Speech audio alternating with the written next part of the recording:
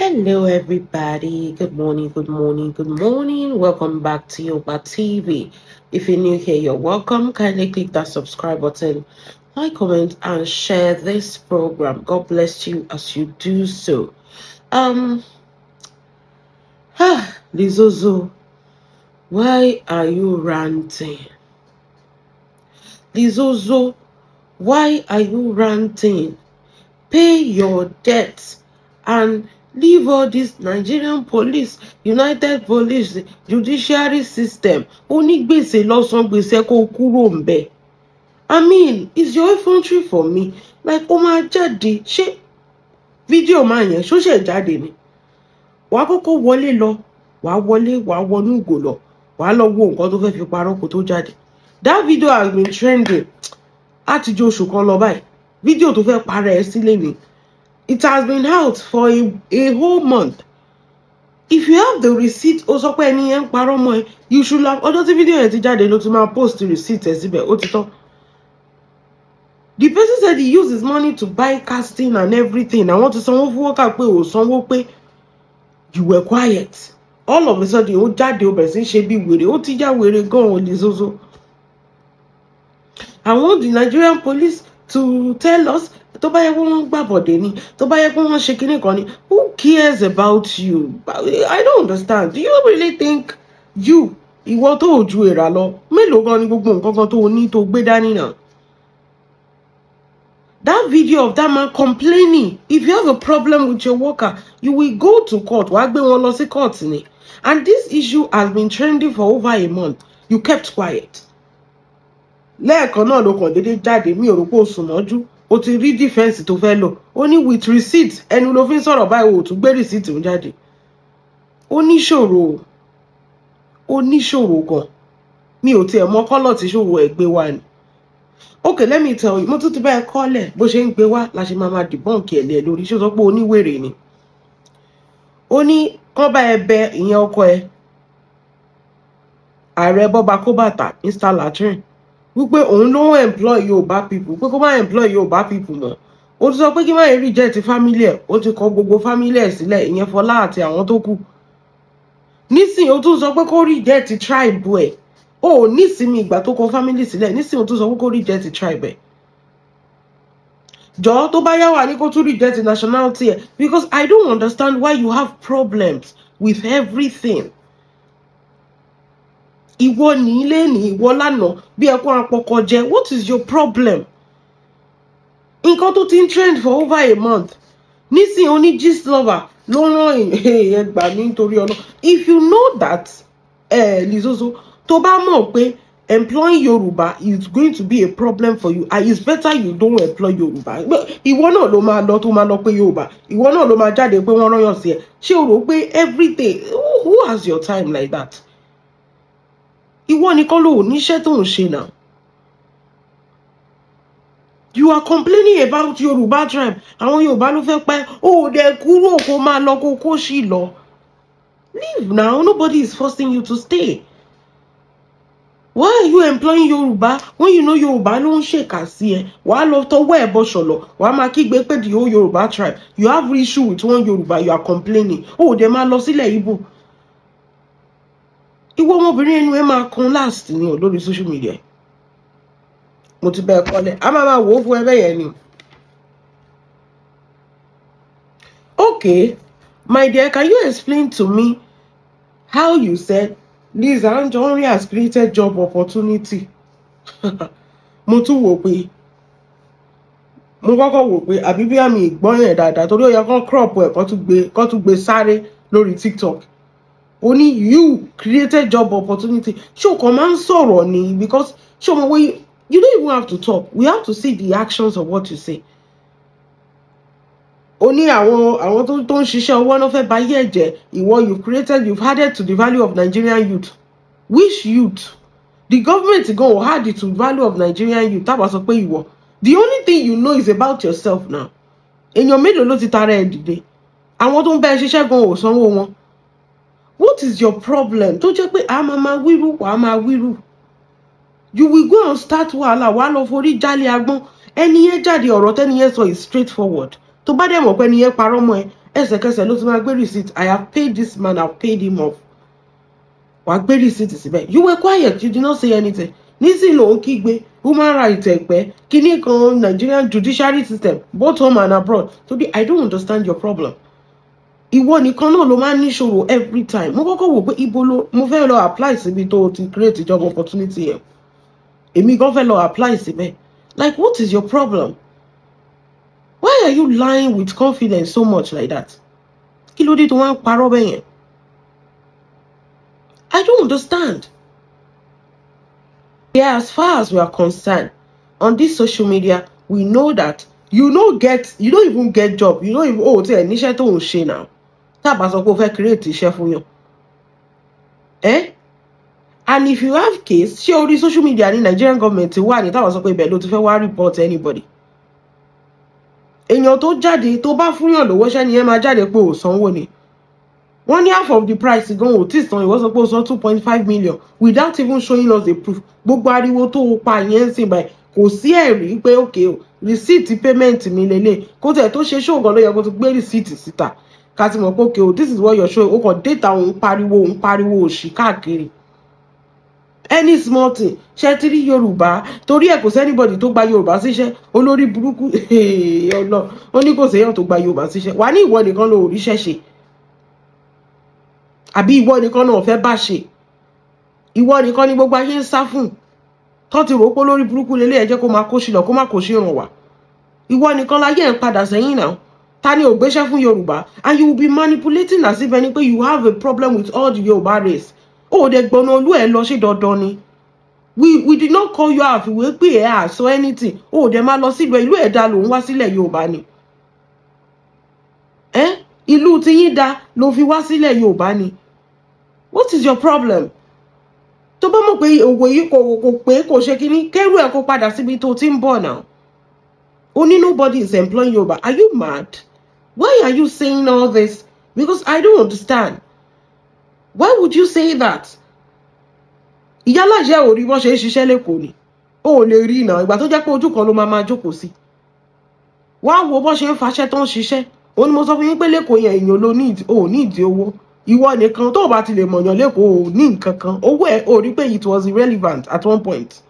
Owó ò ṣe lẹ́kọ̀ọ́ èèyàn ló ń ṣe lẹ́kọ̀ọ́. Ìwọ dẹ̀rẹ̀ ò ní súrà gidi lára ò lọ́rọ̀ rere lẹ́nu ó ti fi ẹnu àti ọ̀rọ̀ burúkú ó ti fi lé àwọn olóore kúrò lára ẹ̀ nísìnyí one screen bíi pé gbogbo wa la gang up against ẹ̀ ṣé ó ya wèrè ni.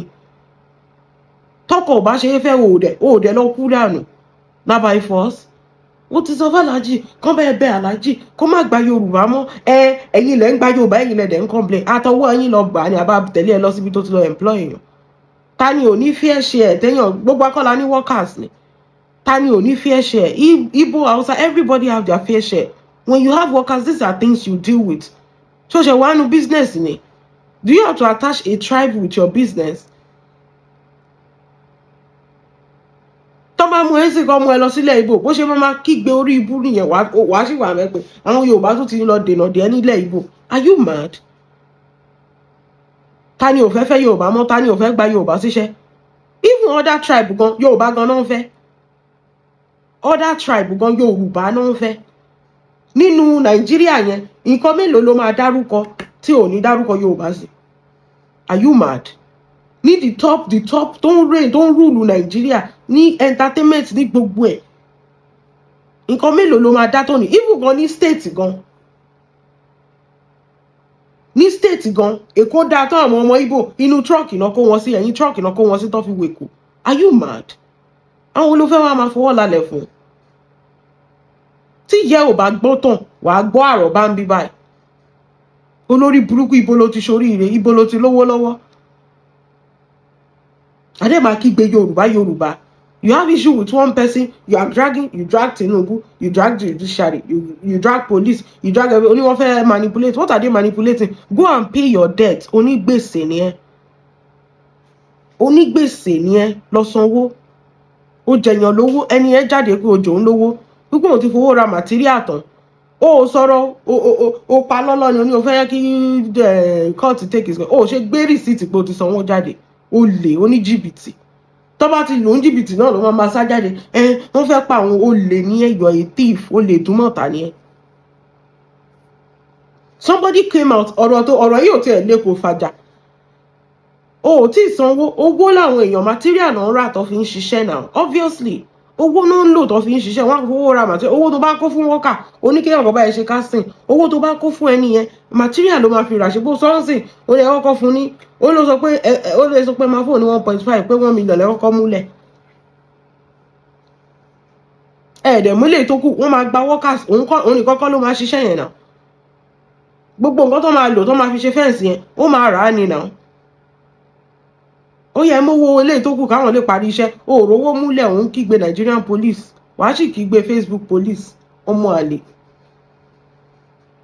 ó ní ìgbà tó mu wá òun sọ fàlàjì kan má gbà ṣe lè lọ kẹ lọ gbọmọ Ìgbò ó ní ọmọ Ìgbò ló kúnlé ẹ lọ máa bá ọmọ Ìgbò gbé náà kó lé ọkọ ẹ dànù kó lọ fọmọ Ìgbò èèyàn tó yẹ pé kò mọbi táyé kọjú sí ọdẹ ṣàfiwé pé ẹ ni ṣèbọ ọbẹ̀ dùn tán ni gbogbo yín tẹ ẹjọ abọ́ wá. You became what you became in Yoruba land. You married a Yoruba man. So what is now your problem? Any small thing, you'll be bringing tribe into the matter. You have problem with one person. Because if you don't take in Jana. Àwọn ọmọ Igbo, Regina àti kí lorúkọ ẹ̀, Angela. Àwọn kan ló ń tẹ̀ síra wọn lójú yẹn ni. Ẹ̀dẹ̀ máa kígbe bí pé Yorùbá nìkan ló burú jù. Gbogbo kò síbi tí ò ti ń ṣẹlẹ̀ sí àgbédè wọn ni. Ṣàkín rí wọn lórí Instagram ni. Tó bá ń búra wọn blue black nǹkan tó ń ṣe sọ Mercy Johnson gan ẹ̀rí wọ́n ṣe ń ṣe fún ni ẹ̀rí ti Yul Edoṣe àti May Edoṣe ẹ̀rí wọ́n ṣe ń bojú àwọn méjèèjì jẹ ni ẹ̀jẹ̀ máa kígbe ẹ̀dẹ̀ máa sọ̀rọ̀ bíi pé Yorùbá àwa nìkan ni kí ló ṣẹlẹ̀ kí la gbà lọ́wọ́ yín if you know you don't like Yorùbá race leave wọn ò múyàn sí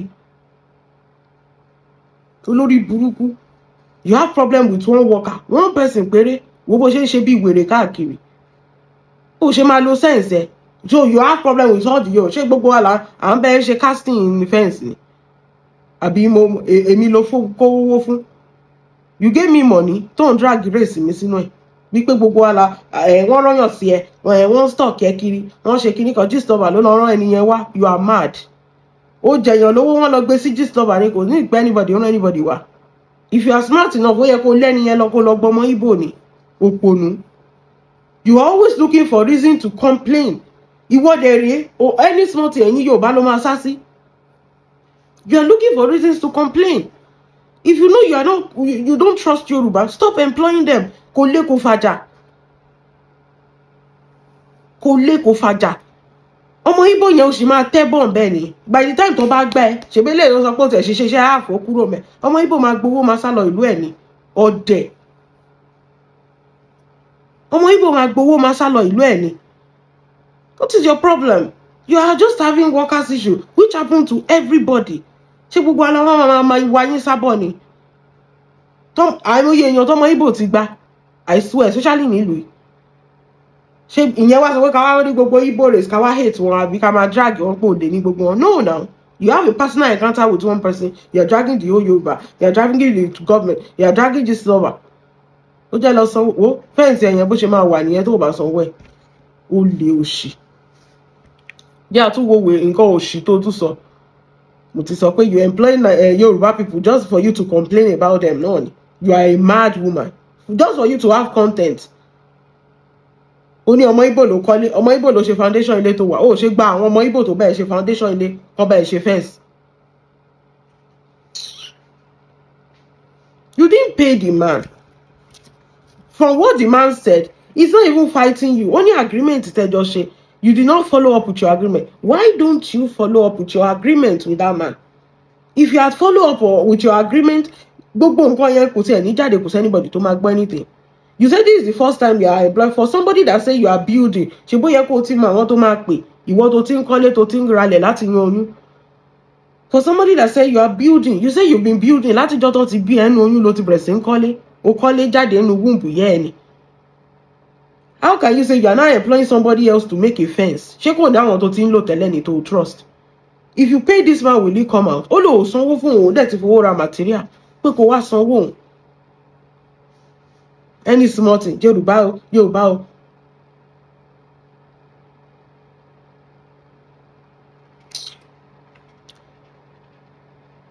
Also, business are failing. Auntie me. You said business are failing. Let me tell you one thing. The only business that failed is yours. Every other person is thriving.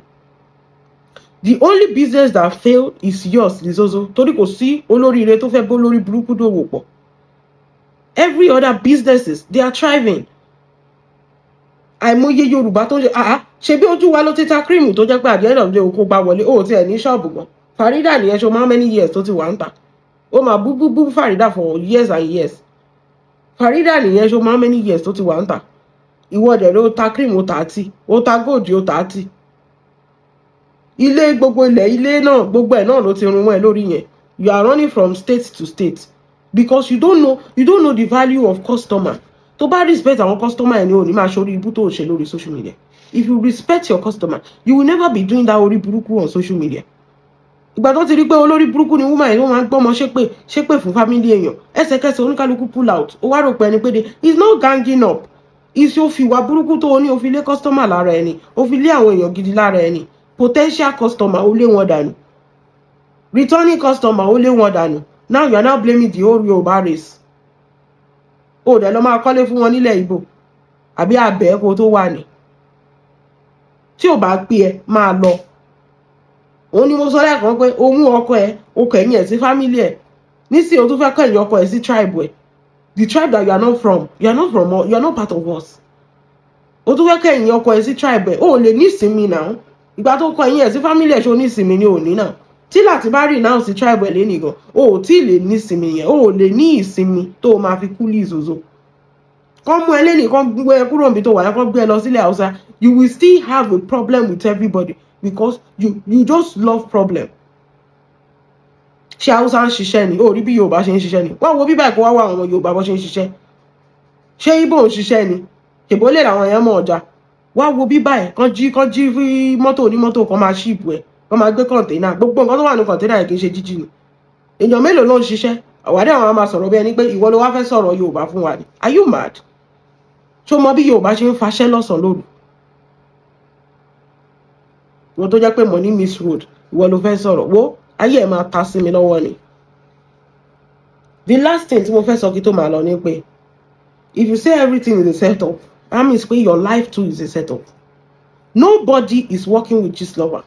Lizozo, hear this and know peace. Kò sí anybody tó ń bá this lover ṣiṣẹ́ against you. Ilé ayé ẹ̀ bó ṣe ta lọ́ ṣe gbé wá sórí this lover. And if you know that anybody is working with this lover, mo ti sọ so many times, bring an evidence. For somebody to kàwé bó ṣe máa ń claim pé o kàwé o gánà ayé ìwọ ló ń ṣe gbogbo ẹ̀. Why is it hard for you to bring an evidence against everybody? Anything that happen in your house, ọmọ ẹ ò sùn mọ́jú o, Ìyábọ̀ ni. Ọmọ ẹ ń ṣú o, Ìyábọ̀ ni. O fún workers lówó, o tún blame Ìyábọ̀. If you know that this lover is stalking you, give us an evidence. Ó ní kán lọ mú máa yẹn. Èèyàn tó jẹ lówó pé tó bá mú wọn máa rí this lover, orí ẹ̀ ti dàrú. Ṣé máa yẹn gan mọ this lover ni? Òun rìkọ́ọ̀dù tiẹ̀ pé kó wá sanwó òun ni. O dẹ̀ sanwó fún lówó kó sì kúrò. Wàá máa play victim for every situation. You always play the victim. You are owing somebody money and you don't want to pay. Pay up.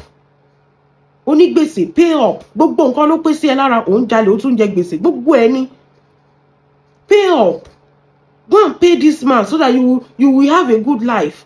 Ìwọ ló máa fowó ẹ̀ jalè agbọ́n já ilé agbọ́n lé ra ẹ lórí.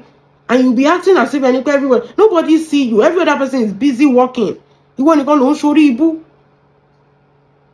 If you have problem with somebody, the one okay, problem to you is big problem. Why don't you take the person to court? Kẹ́ lọ settle ẹ̀.